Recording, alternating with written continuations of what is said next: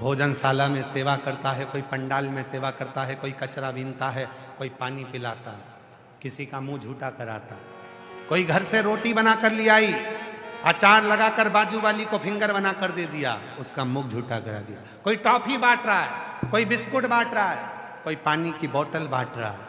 लिख के रखना छोटी सी डायरी में, भीलवाड़ा में 10 तारीख को अप्रैल के महीने में मैंने 5 रुपए का बिस्कुट का पूड़ा दिया था, 3 महीने में वो 5 रुपया 50,000 ना हो जाए तो पत्र लिख कर भेजना अगली कथा।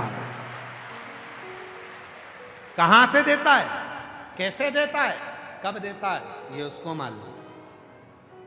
मैंने एक टॉफी, ये शिव भक्त दूसरी बार भीलवाड़ा में नहीं दिखेंगे आपको, ये नहीं दिखेंगे।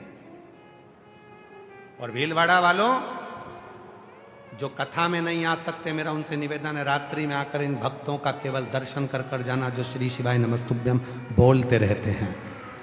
क्योंकि शिव महापुराण की विद्येश्वर संहिता में लिखा है, श्री शिवाय नमस्तुभ्यम बोलने वाले का मात्र मुख का दर्शन कर लो तो जिंदगी के सारे दुख समाप्त हो जाते हैं, खुशियां जीवन में आ जाती हैं। इनका दर्शन करो, इनका दर्शन।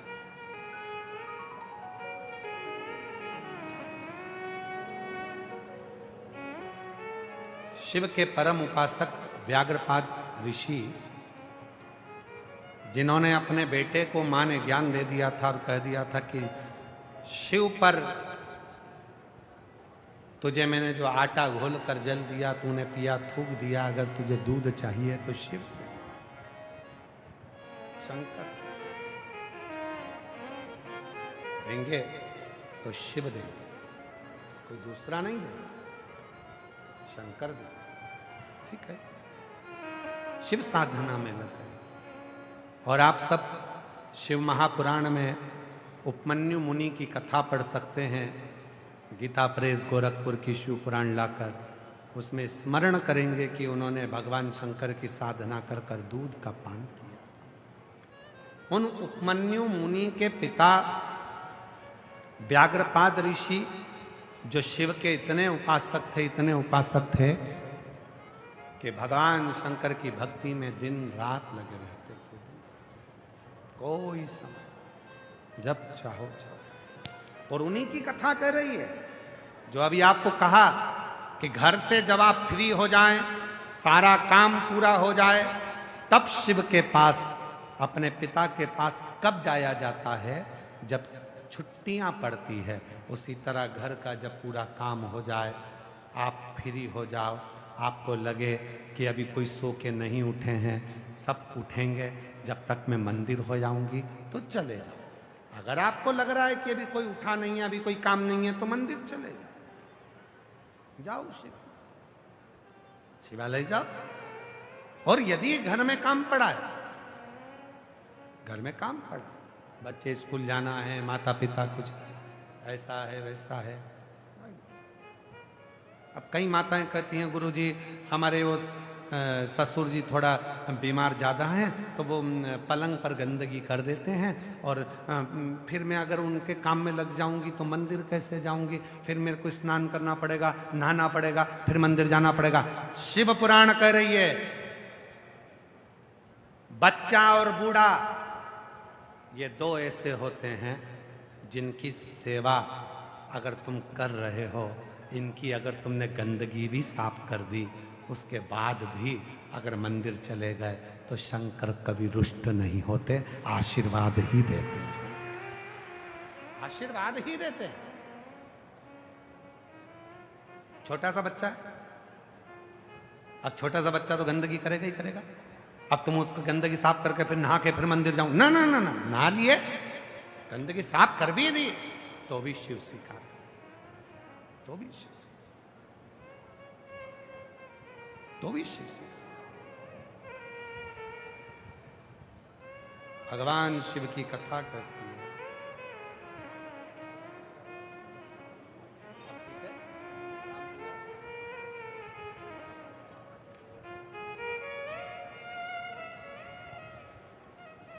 गर्भाशय में गांठ हो गई थी, डॉक्टर के साथ कृपा जो जांच कराई, शिव की कृपा से इससे कृपा हुई कि पूरी गठान गल गई और शिव कृपा से सारी रिपोर्टें नील आई। एक बार जोरदार ताली बजाकर साथ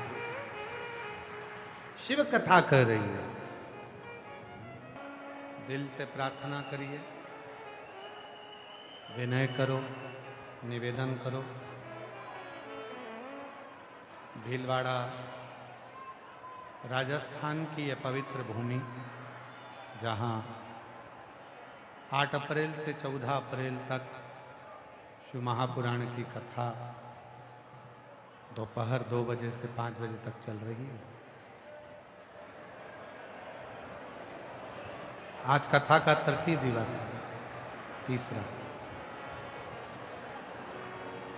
ये कथा 14 अप्रैल तक चलेगी, फिर 17 अप्रैल से 23 अप्रैल तक दिल्ली के जापानी पार्क सेक्टर 10 रोहिणी दिल्ली में 1 बजे से 4 बजे तक शिव महापुराण की कथा रहेगी।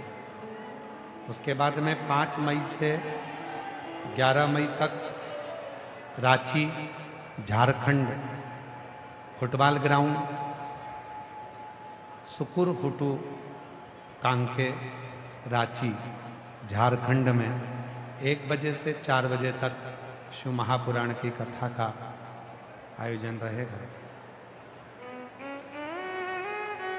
शिव की कृपा, करुणा, उनकी उदारता जो आप और हम सभी शिव महापुराण की इस पवित्र कथा को श्रवण कर रहे हैं। जहाँ जगह मिले वहाँ बैठकर बाबा को अपने मन का भाव कहिएगा, प्रार्थना करिए, निवेदन करिए। बहुत दूर दूर से आप लोग आए हैं। इस प्रार्थना को करने के लिए लोग बहुत दूर दूर से आते हैं, 100-100, 200, 300 किलोमीटर दूर से, कि एक दिन कथा में बैठकर श्री शिवाय नमस्तुभ्यम 5 बार बोलकर बाबा से प्रार्थना करी जाए, निवेदन करा जाए और बाबा को अपने मन की बात कही। जब इस स्तुति को बोलकर चुप होते हैं, कुछ देर शांत होते हैं, मौन होते हैं, उस समय पर अपने बाबा को अपने मन की बात कहना चाहिए।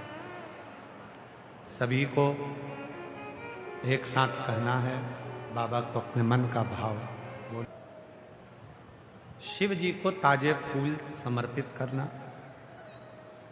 वृक्षों की पत्तियों से शिव का श्रृंगार करना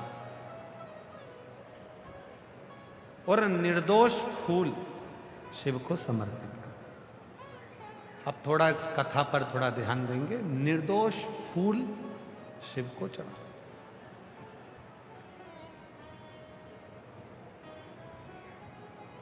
दो पुष्प होते हैं, एक दोष, एक निर्दोष। जिस पुष्प में कीड़ा हो, इल्ली हो, कोई कीट हो, वो दोष है। और जिस पुष्प में ना कीड़ा है, ना इल्ली है, ना कोई कीट है, वो निर्दोष पुष्प कहलाता। निर्दोष।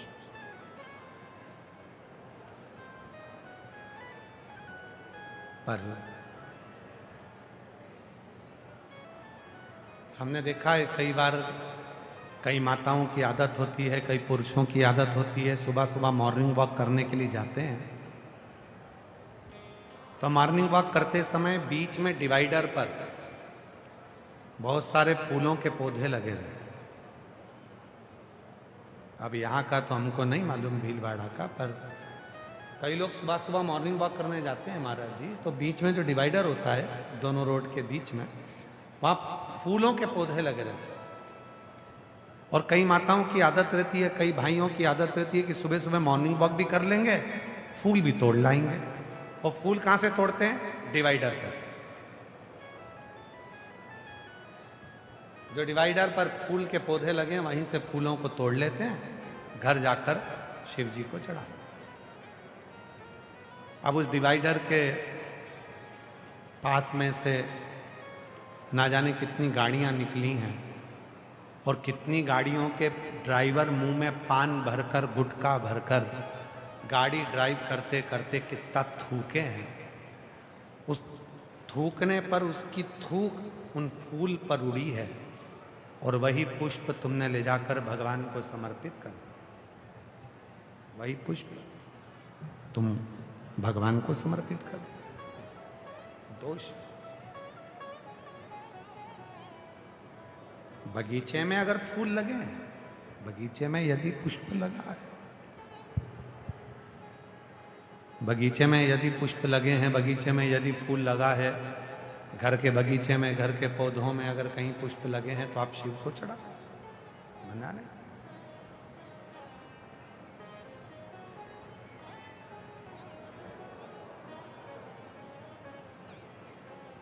व्यग्रपाद ऋषि शिव जी का श्रृंगार करते हैं, पर वो पत्ती लेते हैं जो दोष मुक्त हो। व्यग्रपाद ऋषि वो पुष्प लेते हैं जो दोष रहित। परंतु व्यग्रपाद ऋषि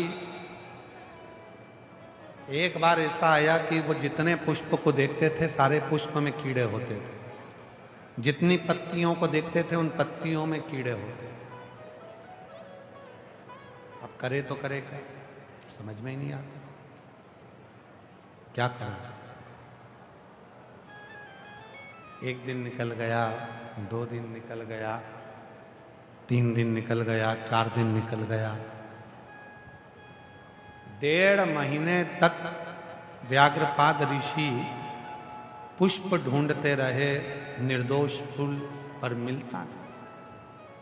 अब उनके मन में ये बात खल गई, अब तो कुछ भी हो जाए शिव से वर मांगना पड़ेगा कि फूल ढूंढने के लिए मुझे वृक्ष पर चढ़ना पड़ेगा।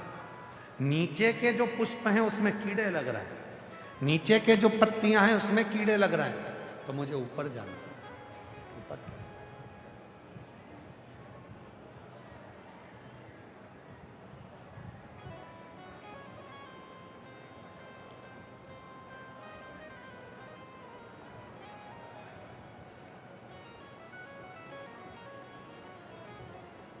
मुझे ऊपर की ओर जाना। महाराज व्याघ्रपाद ऋषि ने भगवान शिव की अखंड तपस्या करना प्रारंभ किया। अब अखंड तपस्या किसको करते हैं? अखंड तपस्या का भाव किसको करते हैं? उपवास का मतलब मालूम है आप लोगों को? कितने लोग हैं जो उपवास करते हैं? कोई सा भी उपवास करते हो, सोमवार, एकादशी, मंगलवार, बुधवार, प्रदोष, गुरुवार, शुक्रवार, शनिवार, अभी नहीं तो चतुर्थी, तीज, छठ, कभी तो करा होगा जिंदगी में। उपवास का मतलब क्या होता है? उपवास का मतलब होता है भूखा रहना। उपवास नहीं है। उपवास का मतलब है उस ऊपर वाले में अपने हृदय से निवास करना, उसमें वास करना, उसमें अपने चित्त को लगाना, उसमें अपने मन को लगाना, अपनी बुद्धि को लगाना, अपने भाव को परमात्मा से जोड़ना, उसको उपवास कहा गया। उसको उपवास कहा। वो उपवास की गिनती में आता है। अब मालूम पड़े कि तुमने उपवास तो रख लिया पर मन ही परमात्मा में ना लगे तो फिर उस उपवास का कोई मतलब नहीं।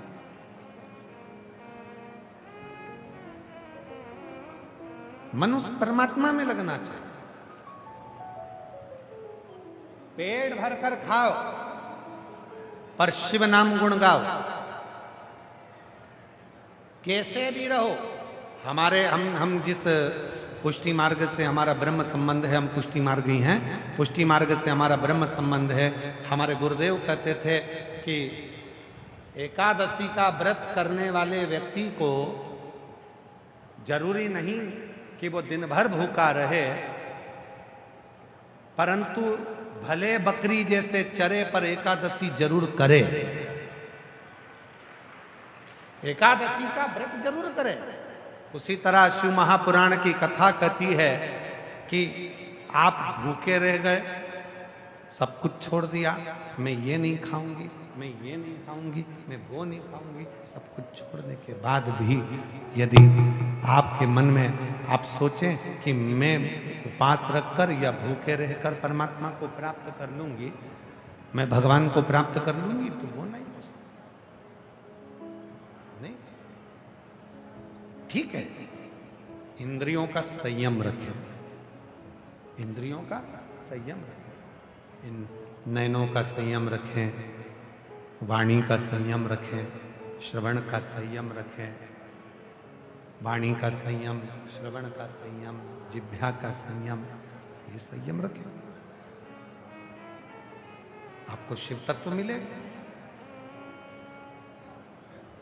अखंड मंत्र जाप का यदि फल चाहिए तो शिव महापुराण में व्याघ्रपाद ऋषि की कथा कर रहे हैं, व्याघ्रपाद ऋषि की कथा कर रहे हैं।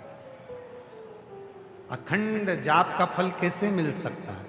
तो कहा व्याघ्रपाद ऋषि ने अखंड मंत्र जाप करने के लिए एक बेलपत्र को अपने हाथ की अंजलि में रख लिया और दूसरे हाथ से उस अंजलि को दबा लिया और शिव नाम का जप करना प्रारंभ करा। शिव नाम का जप करना प्रारंभ करा।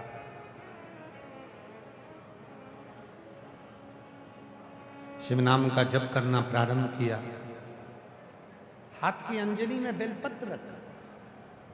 शिव महापुराण की कथा कहती है, भगवान शंकर का चरित्र कहता है, यदि एक बेलपत्र आपके हाथ में रखा हुआ है और आप श्री शिवाय नमस्तुभ्यम का जप कर रहे हो, आप नमः शिवाय का जप कर रहे हो, रिटर्न नहीं आ रहा है, आप पंचाक्षर मंत्र का जप कर रहे हो, आवाज बाहर बाहर की खुल रही है, अंदर की नहीं खुल रही, पंचाक्षर मंत्र का जप कर रहे हो, आप षडाक्षर मंत्र का जप कर रहे हो, आप राम नाम कृष्ण नाम का जप कर रहे हो, आप शिव नाम का जप कर रहे हो, तो यदि आपके हाथ में बेलपत्र है, आपके हाथ में अगर बेलपत्र है और यदि आपने एक मंत्र केवल एक ही बार बोला है तो भी वो मंत्र 1008 बार गिना जाता है। बेलपत्र को हाथ में पकड़कर मंत्र का जप।